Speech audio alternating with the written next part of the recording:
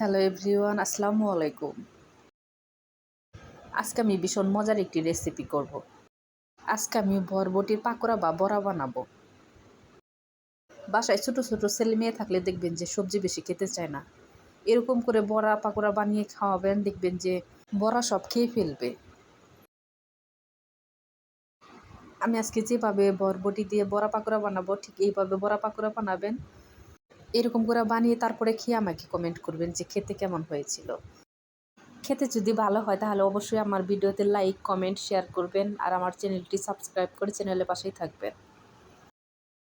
বরবটি আমি ধুয়ে পরিষ্কার করে লবণ আর হলুদ দিয়ে সেদ্ধ করে নেব। নিচে যেন একটু পানি না থাকে, নিচের পানি কিন্তু একদম শুকিয়ে ফেলতে হবে। আর আপনারা যদি বেশি তেল পছন্দ করেন অবশ্যই তেল দিয়ে ভাজবেন। আমি তেল ছাড়া ভেজে নামিয়ে নেব।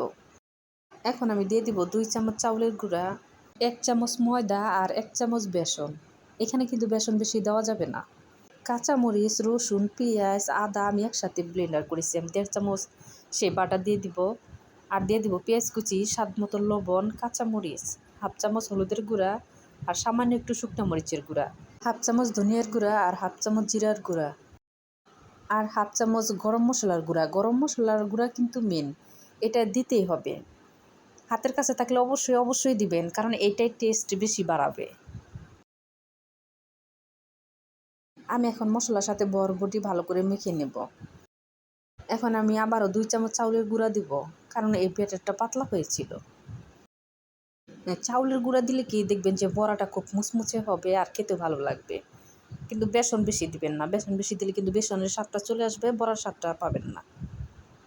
প্যানের মধ্যে তেল দিয়ে আমি গরম করে নিয়ে এখন সব কয়টা বড়া তেলের মধ্যে দিয়ে দিব। চুলার জাল মাঝারি আঁচে রেখে তারপরে কিন্তু এই বড়া ভাজতে হবে। আবার চুলার জাল বাড়িয়ে দিয়ে ভাজবেন না, তাহলে পুড়ে যাবে। আর বরবটি তো আমি আলাদা আগেই সেদ্ধ করে নিয়েছি, তাই এই বড়াগুলো ভাজতে বেশি সময়ও লাগবে না, খুব অল্প সময়ের মধ্যে ভেজে নামিয়ে ফেলতে পারবে।